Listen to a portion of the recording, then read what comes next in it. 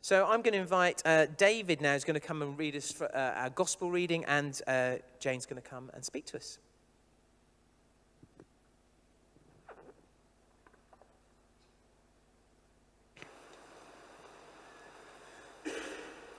So the reading is taken from John's Gospel and chapter 14, and if you're reading it in the church Bibles, it's on page 105.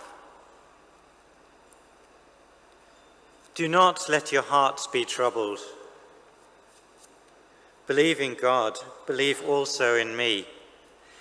In my Father's house there are many dwelling places. If it were not so, would I have told you that I go to prepare a place for you? And if I go and prepare a place for you, I will come again and will take you to myself, so that where I am, there you may be also. And you know the way to the place where I am going. Thomas said to him, Lord, we do not know where you are going. How can we know the way? Jesus said to him, I am the way and the truth and the life. No one comes to the Father except through me. If you know me, you will know my Father also. From now on, you do know him and have seen him. And Philip said to him, Lord, show us the Father, and we will be satisfied. Jesus said to him, Have I been with you all this time, Philip, and you still do not know me? Whoever has seen me has seen the Father. How can you say, Show us the Father? Do you not believe that I am in the Father, and the Father is in me? The words that I say to you, I do not speak on my own, but the Father who dwells in me does his works. Believe me that I am in the Father, and the Father is in me. But if you do not, then believe me because of the works themselves. Very truly, I tell you, the one who believes in me will also do the works that I do, and in fact will do greater works than these, because I am going to the Father. I will do whatever you ask in my name, so that the Father may be glorified in the Son. If in my name you ask me for anything, I will do it. This is the word of the Lord.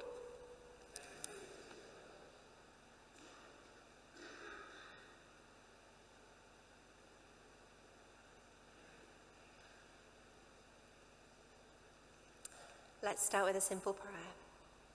May the words of my mouth and the meditations of all our hearts be ever pleasing to you, O Lord, our rock and our Redeemer. Amen. Well, I wonder if you've been to a farewell party recently. Looking at the image there, we're going to assume that's apple juice and mocktails.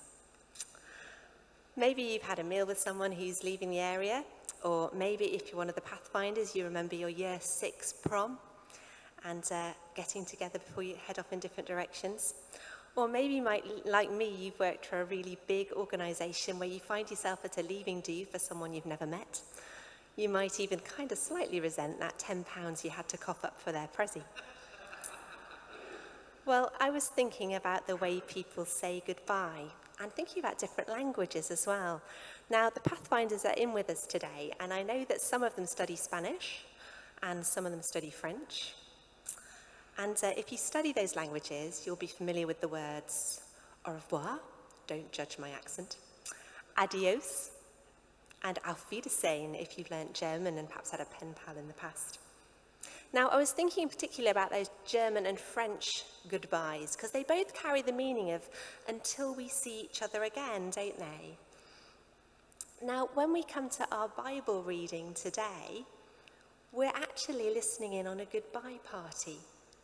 And it's a bit more of an au revoir or an auf Wiedersehen, a bit more of a till I see you again than it is a goodbye. But at the same time, when we're listening in, these disciples are not going to see Jesus for a little while, but they don't know it. Jesus knows that this is the last meal they'll eat together, at least for a few weeks. He will see them again, and in many ways, at that stage, things will be better and richer and more amazing. There are hints of that at the end of today's passage, and there'll be more later in the series, but it won't ever be quite the same again. Jesus knows this, and his friends don't. Now, the rest of this sermon series on John's Gospel from here on in is an opportunity to find out what Jesus wanted to say to his followers in that final meal together, that final meal before his arrest. What did he need them to know? What did he want them to understand? How could he prepare them for what was going to come? What were the most important things for them to hear? These chapters of John's Gospel offer us the opportunity to join those disciples in that upper room and listen in on the conversation at this crucial point. There's so much to discover and so much encouragement to be found, so I hope you're going to tune in for the whole series. So let's look more closely at the passage that was read to us. And let me just set the scene for you, because you see, we're joining that gathering part way through.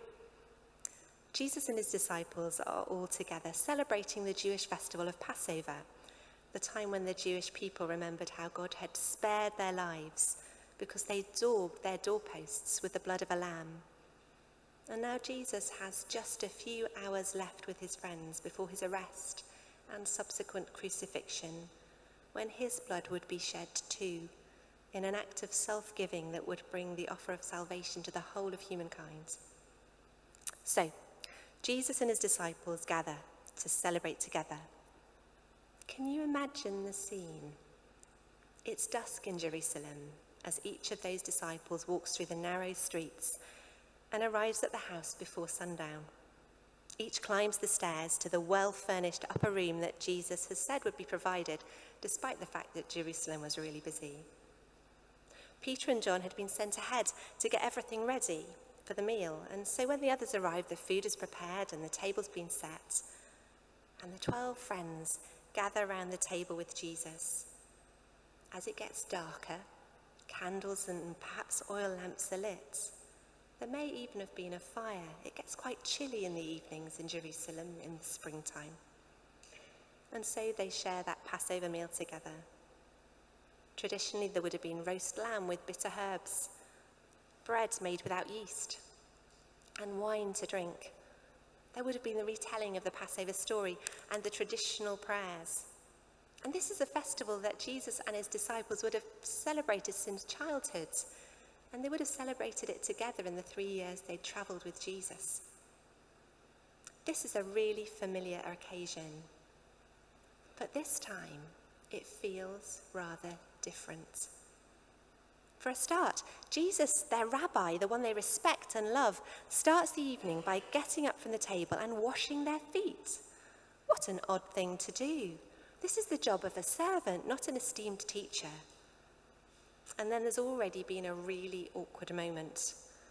Jesus has predicted that one of them, one of that close group of friends, someone sitting around the table, is actually going to betray Jesus to the authorities. And worryingly, Judas has hurried off into the night with no explanation. And then Jesus has singled out another of his friends, Peter, the one who's always so passionate about following Jesus. And Jesus has told him that before the end of that very night, Peter will deny Jesus 3 times. No one could have seen that coming.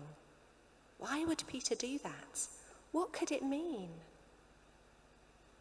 So by the time we reach the verses that were read to us today, the friends gathered in that upper room with Jesus, sharing the Passover together, were probably feeling really on edge. It's all been very unnerving. What's going on?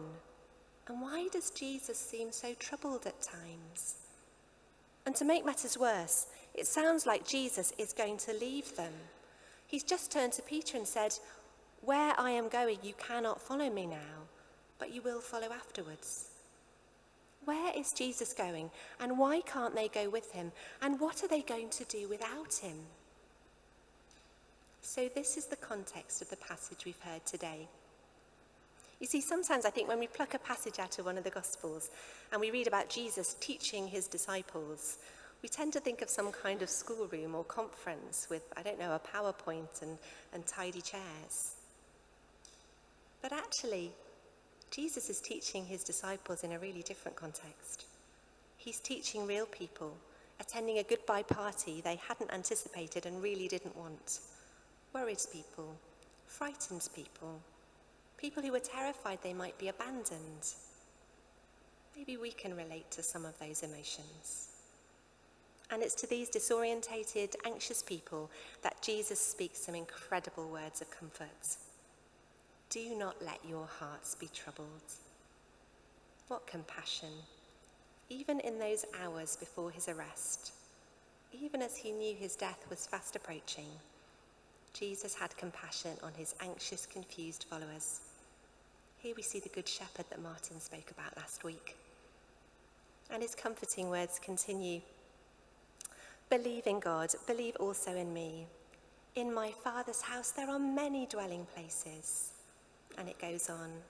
And if I go and prepare a place for you, I will come again and will take you to myself, so that where I am, there you may also be. If they will just believe in Jesus and in the Father who sent him, then they can have the assurance that Jesus is going ahead of them to prepare a place for them in the very house of his Father, a house with many rooms, enough for all of them and more besides. And what's more, he's going to take them there himself. Now, these are words that are often read at funerals, and for good reason. They speak of how every believer, every follower of Jesus, can have the assurance that one day, on the other side of our physical death, we'll go to be with Jesus. What amazing reassurance. I was reminded of a story from the life of John Wesley, the famous church planter and preacher. At the age of 32, John and his brother Charles decided to travel to America to minister there. Now, at this point, John very much viewed the route to salvation as being through personal effort and discipline. On board the ship, there were 26 German Moravians, men, women, and children. The Moravians were a deeply spiritual Christian group with a strong emphasis on mission. Fans of Lectio 365 might know a little bit about them already. Though Wesley didn't know it when the voyage began, these devout Moravians would challenge his understanding of Christianity significantly. On board ship, Wesley and his team lived a very disciplined life, seemingly trying to earn God's favour by a rigorous regime of prayer and study that started at 4 a.m. every day. No Christian could have been more disciplined or more dedicated. However, their discipline was shattered and their faith dented during a sequence of frightening storms in January. After one terrifying storm, John Wesley recorded how ashamed he was of his unwillingness to die. 6 days later, after another storm, he made the same confession.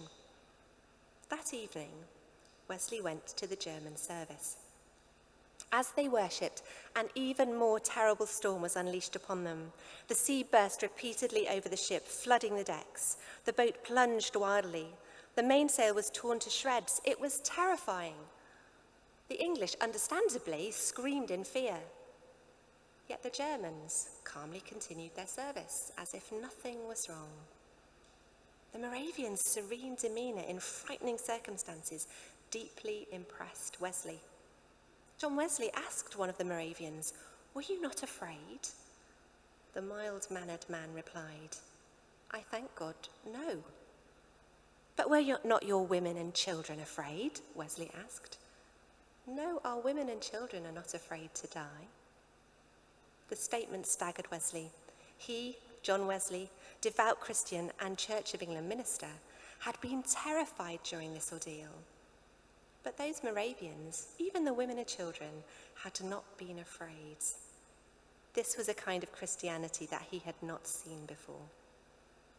As you probably know, not long after this, John Wesley has an encounter with Jesus, and his heart is strangely warmed, and his legalistic, law-making faith is turned into a passionate relationship with Jesus, and he gives the rest of his life to teaching other people about it. But I just want to pause and ask all of us, Do we have the confidence that comes from knowing the comforting love of Jesus? The confidence that so impressed Wesley? The confidence that those Moravian children had? Not confidence in ourselves, not the sense we've done pretty well and managed to notch up enough credits to wangle our way through those pearly gates and into eternity with God. No, the peaceful assurance that because of Jesus, whenever our life on this earth ends, we will, in the twinkling of an eye, be with the Jesus we've been following all these years on earth. That there really is a place prepared by Jesus in the Father's house for you and for me. If you don't have that sense of comfort or confidence or peace, then please don't leave this morning without coming to speak to one of us, or praying with the prayer team, or having a chat with a trusted Christian friend. You see, there are various reasons why you might not have that peace. It could be that you haven't yet believed in Jesus and asked him to be Lord of your life. Well, today could be the start. Or maybe it's because somewhere along the line, you've started to believe the lie that it's all up to you, and you're not quite sure you're good enough. I'll let you into the secret. None of us are good enough. That's why we need Jesus. John Wesley had to learn that, and I had to learn that too. And by the way, it's perfectly possible to start with grace and slip into believing it's all down to you. Have a look at the book of Galatians. Or maybe you're doubting where you're going because, well, life's been really hard. You feel like you're holding on by your fingernails. You're so discouraged that you're not quite sure what you believe anymore. Please do come and pray with our prayer team. Many, many Christians go through seasons like that. John of the Cross, a 16th century writer, called it the dark night of the soul. And it can be really difficult and debilitating. But that's when we need each other more than ever. We need each other to pray with us and to pray for us, to help us keep going in the darkness before the dawn. So there's an invitation here to know the comfort of Jesus' words for his first followers and for every believer since. Jesus has prepared a place for us beyond our physical death, a place with him for all eternity. But as we draw to a close, looking back at today's reading, those first followers of Jesus weren't satisfied in their anxiety. They wanted to know exactly how to get to that place that Jesus had promised. And instead of giving them a set of instructions, this is how Jesus replied: I am the way and the truth and the life. Jesus himself is the way. It's not about having some kind of a spiritual roadmap to follow. It's about walking closely with Jesus. Jesus himself is the truth. It's not about having all the answers, but about listening to him. Jesus himself is the life, both in the here and now, and for all eternity. For the contemplatives among us, these poetic words are how Thomas à Kempis put it. Follow thou me, I am the way and the truth and the life. Without the way there is no going. Without the truth there is no knowing. Without the life there is no living. I am the way which thou must follow, the truth which thou must believe, the life for which thou must hope. I am the inviolable way, the infallible truth, the never-ending life. I am the straightest way, the sovereign truth, life true, life blessed, life uncreated. It's all about Jesus. A very final thought. Jesus says he is the way, the truth, and the life. He's not a way, one option amongst many. And in the case of the disciples didn't get it from this statement, Jesus backs it up with the words, no one comes to the Father but by me. And this claim is made elsewhere too. How about this statement about Jesus from a sermon by Peter from the book of Acts that we studied before Christmas? Salvation is found in no one else, for there is no other name under heaven given to mankind by which we must be saved. Now, many people in our culture find this idea really offensive. How can Jesus be the only way? How can Christians claim to have the monopoly on access to God? If you're doing online daily Bible readings with Nicky Gumbel at the moment, you'll have heard him talk about how we live in a post-truth era. Many people today believe there's not really any one truth about anything, and that includes faith. In a postmodern world where phrases like "be true to yourself," "find your own truth," and "you do you" abound, then the Christian claim to have the truth is always going to cause offence. But that's what Jesus says. I am the way and the truth and the life. It may be deeply countercultural, but as Tom Wright states, the idea of a vague, general truth to which all religions bear some kind of an oblique witness is foreign to Christianity. Jesus does claim to be the only way to God, and as his followers, we need to be able to share that truth gently and respectfully with the people around us. Always be prepared to give an answer to everyone who asks you to give the reason for the hope that you have, but do this with gentleness and respect, so that others too can know the comfort of Jesus' love, especially amidst the storms of life. So today, we've read words of amazing comfort from Jesus, and I really hope and pray that we can all leave here today with a renewed sense of reassurance and peace that Jesus offers to all his followers, that we can all know a freedom from fear and a sense of peace about the future that comes from knowing Jesus, the one who is our companion along the way, the one who is the source of all truth, and the one who offers life that stretches from here into eternity.